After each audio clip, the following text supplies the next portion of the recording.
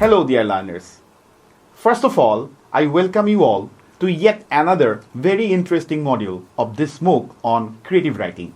In the previous modules, we have learned about life writing as a form of creative expression as well as memoir, which is a non-fictional work that a person writes about his or her own experiences.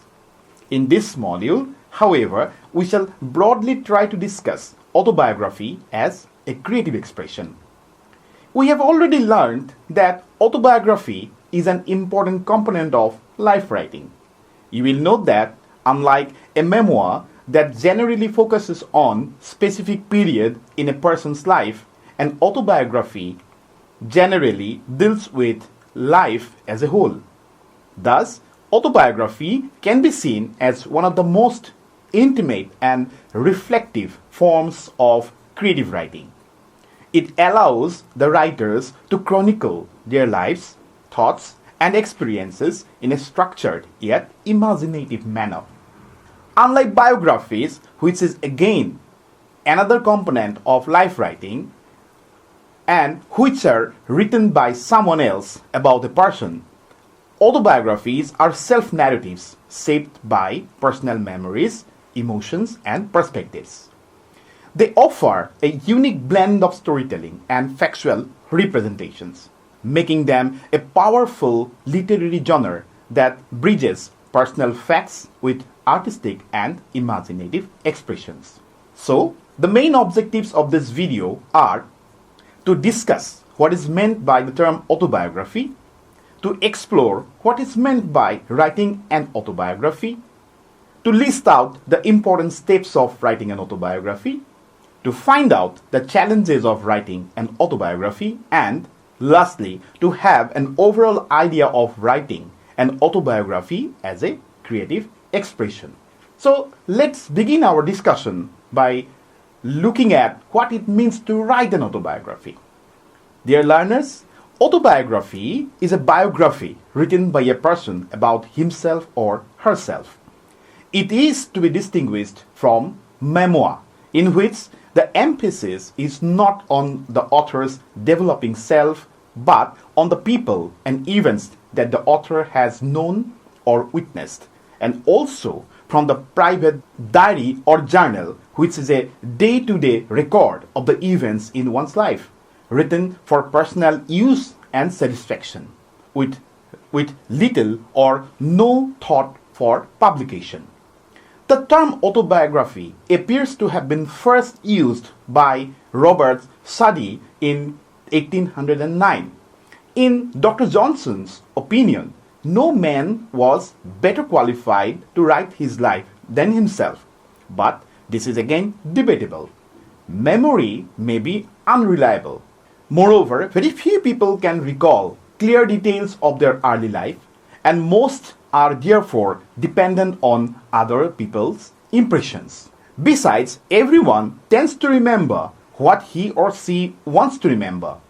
Disagreeable facts are sometimes glossed over or repressed. Truth may be distorted for the sake of convenience or harmony, and the occlusions of time may obscure as much as they reveal. The first fully developed autobiography can be seen in terms of Confessions of Saint Augustine, written in the 4th century. However, in more recent times, several autobiographies have left an indelible mark in our lives. Some notable examples include Autobiography by John Stuart Mill, which is an honest account of the education of this great thinker of the 19th century. Long Walk to Freedom by Nelson Mandela, that chronicles Mandela's fight for the apartheid and his journey to becoming South Africa's first black president.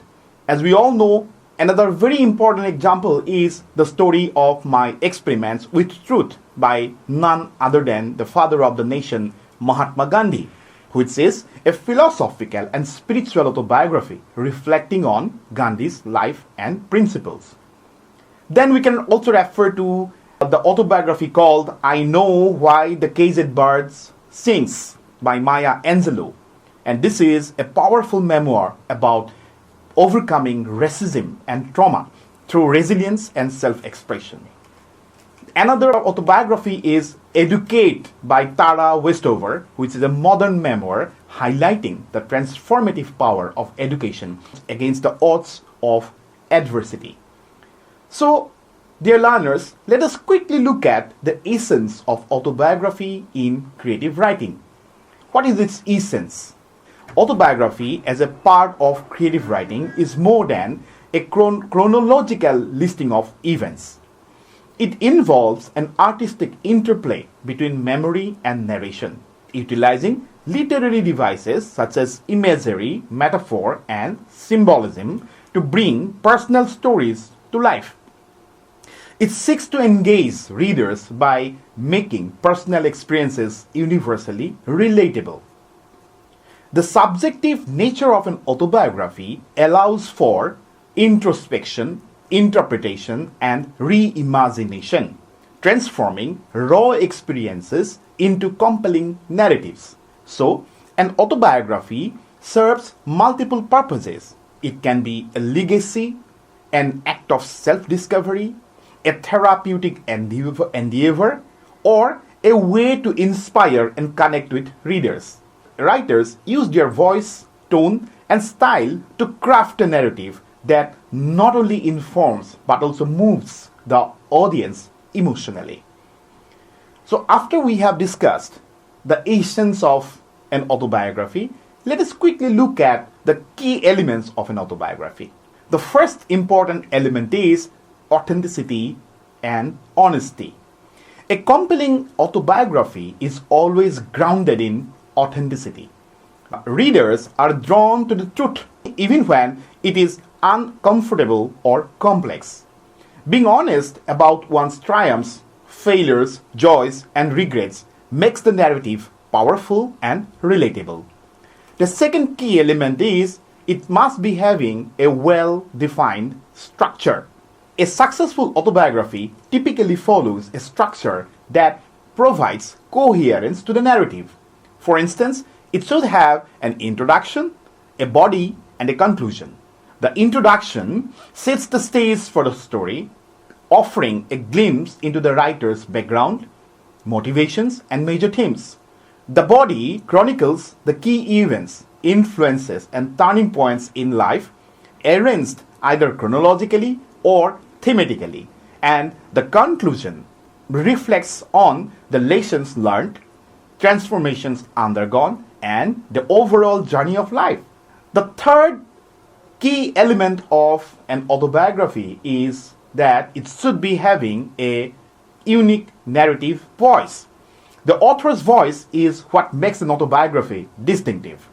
Whether humorous, reflective, lyrical, or raw, the voice should resonate with the author's true self. It shapes how the story is told and how the reader experiences it. The next key element is descriptive and evocative use of language. Using vivid descriptions and sensory details brings an autobiography to life. Instead of stating facts plainly, creative writing techniques can help the readers visualize scenes, hear voices, and feel emotions as if they were part of the story. The next element is conflict and resolution. Like any compelling narrative, an autobiography benefits from conflicts, internal or external. And these conflicts drive the story forward. Overcoming diversity, facing dilemmas, or navigating personal growth adds depth and drama to the narrative. The last key element can be seen in terms of emotional connection and universal themes. A powerful autobiography connects emotionally with the readers.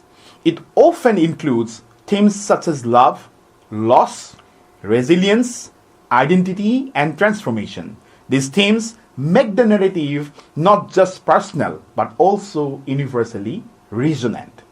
So, as we have seen the most important or key elements of an autobiography, let us quickly look at the steps for writing a good autobiography. The first step is self-reflection and creating a memory list. Before embarking on actual writing, it is essential to reflect on significant life events, turning points, and key influences. This phase involves listing milestones, identifying themes, and recalling vivid memories that will shape the narrative. There is also a need for creating a memory list. A memory list is a list of everything you can remember about a person, place, event, etc. So you may start by writing 3 to 5 words, enough to fix the memory so that you can recall it in a month's time or when you want to include it in your writing. The memory can be big or small. It can be important or seemingly insignificant. Initially, no need to worry about time, sequence, or order. Create the memory list for every topic you may decide to include. Your sources of memory might include your personal memory, anecdotes from friends, family, colleagues, diaries, letters, articles, family photographs, schooling, starting from your preschool time through your elementary school years and high school years, then tertiary education years.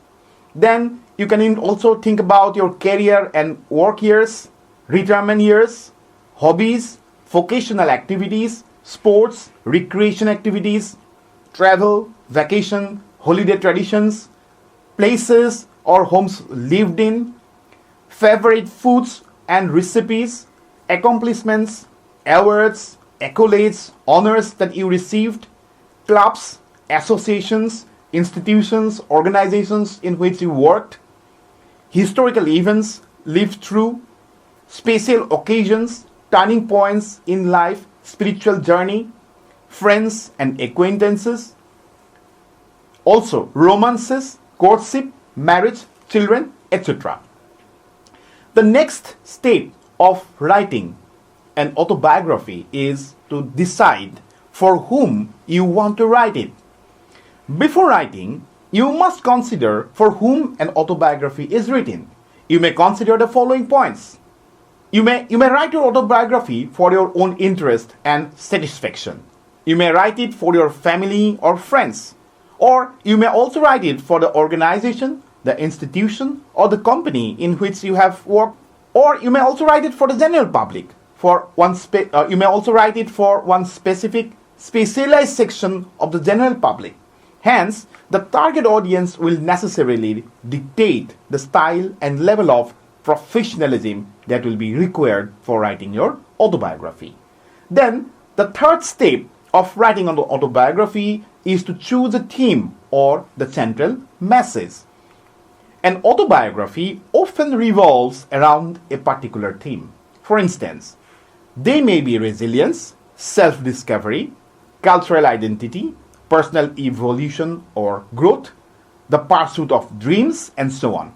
Defining a central message helps in selecting relevant events and experiences that align with the overarching ideas. The point is that you don't have to write about everything that had happened. So, how to move forward? So, you can start by beginning at the beginning and work chronologically forward. You may also begin at the end and work backward. Or, if you like, you may also begin anywhere. You may start with 1 or 2 interesting incidents and see how it grows. Most autobiography flows and reads more easily if presented chronologically. Although an interesting start may be taken from any point, the one main recurring theme that will give continuity and interest throughout your autobiography is very important to start with. The next step is to create an outline. A structured outline serves as a roadmap for the autobiography. It helps organize events logically, ensuring smooth transitions between chapters and sections. The outline can be chronological or thematic, depending on the writer's preference. Accordingly, the chapters can be chronological or historical. They can be topical, or they can also be geographical. There may also be a sensible or logical flow in the progression of chapters. There could be catchy titles to each chapter, intriguing but understandable, somehow related to the content, but which are not too long, not too short. Remember the base stories, representing different periods of your life and which were interesting, quirky, or life-changing. Then organize your stories, create an overarching plot, decide where the story should start, childhood, or at some other critical point of your life, weave in the major themes that have recurred in your life, and also include some reflections on the lessons learned. While making the outline, you can start by finding the key to the story of your life, finding the emotional core of your story, and also identifying the time of change or crisis in your life. The fifth step of writing a good autobiography is to learn the art of writing the introduction. The introduction should be such it can hook the readers. Now, what does it mean to hook the reader? It means to capture their attention right at the beginning of your writing by using a compelling opening line, question, anecdote, or startling statistics, which sparks their curiosity and makes them want to read further to discover what happens next. This means that the introduction has to be interesting because the first few lines are arguably the most important lines to keep your readers' attention and giving the readers an idea of what they can expect while going forward. So, keep it flowing, and please don't use any awkward phrases in the introductory chapter. To maintain the flow, you may consider the following: not too many details, no unnecessary words, and overly long sentences. You should write specifically, avoid abstractions, use strong words that will draw the attention of your readers, and also try to be creative with your resources and how you tend to include them in your writing. Next step is to develop the first draft. The first draft is about putting memories into words without worrying too much about perfection. This stage focuses on storytelling, capturing emotions, and establishing a personal voice. Then the next step is to revise and refine. After the initial draft, revision is very crucial.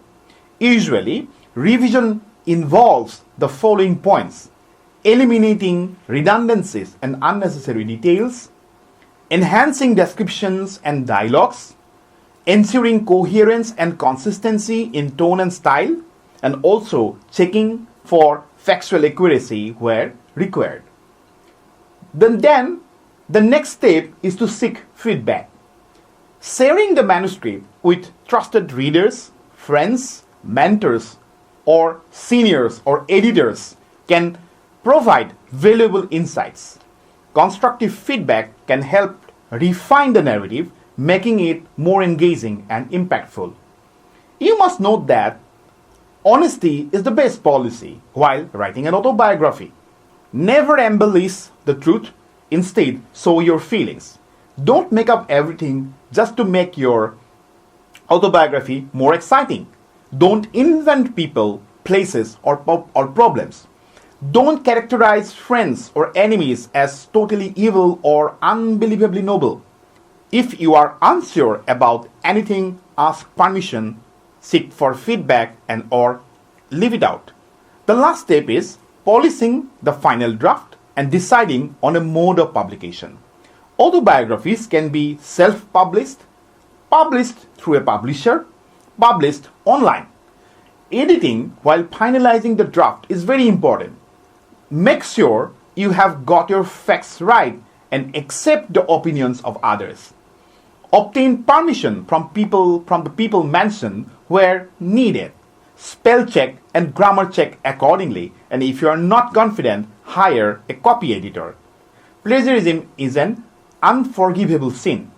Never forget to acknowledge quotes from a book or what a person said in your autobiography. Depending upon the content, you should use footnotes, endnotes, and glossary. Use an eye-popping first cover and it should relate to the title or content of your autobiography. It should be eye-catching and professionally designed. In the back cover, you may decide to include a recent photograph of yours and also a few lines about yourself and provide an intriguing synopsis of the book. Now, as we have seen the different steps of writing a good autobiography, there are also challenges in writing autobiographical works. Initially, writing an autobiography may look very easy. Actual experience at writing an autobiography is not without some challenges. Let us quickly consider the following challenges of writing an autobiography. First challenge is revisiting painful memories. Writing an autobiography often requires revisiting difficult or traumatic experiences. While this can be therapeutic, it can also be emotionally disturbing and challenging. Writers must decide how much to disclose and how to frame painful memories. The second challenge is balancing fact with creativity. Unlike fiction, an autobiography is based on real events. However, creative liberties can be taken to enhance storytelling about distorting facts. Striking a balance between truth and artistic expression is crucial. The third challenge is avoiding self-censorship. The fear of judgment or criticism may lead to self-censorship. However, the most compelling autobiographies are those that embrace vulnerability as well as authenticity. The fourth challenge is protecting privacy and ethical concerns. An autobiography often involves other people's stories.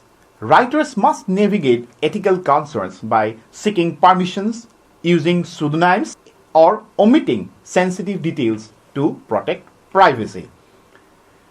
Then, the last challenge is maintaining readers' engagement. A common challenge is keeping the reader engaged throughout the narrative. Using storytelling techniques such as foreshadowing, suspense, and emotional depth can make the autobiography more compelling. So, dear learners, as we come to the end of this video, we have learned that writing an autobiography as part of creative endeavor is both interesting as well as challenging. Dear friends, writing an autobiography is both an artistic endeavor and a personal expression. It allows a writer to capture his or her life in words, sharing experiences that can inspire, educate, and resonate with the readers. By blending factual storytelling with literary creativity, autobiographies bridge the gap between personal memory and universal themes. That's why it is considered a powerful genre of non-fictional prose. Whether for self-reflection, legacy, or artistic expression, an autobiography is a testament to the richness of human experience. A story only the author can tell. However, reading different styles of writing can help you get a better feel for how to write an autobiography that will best suit your own story. Dear learners, in the next module, we shall discuss diary as a creative expression. As you know, a diary is a personal record of events, feelings, and thoughts that are written down on a daily basis. So, see you again in the next module. Until then, bye.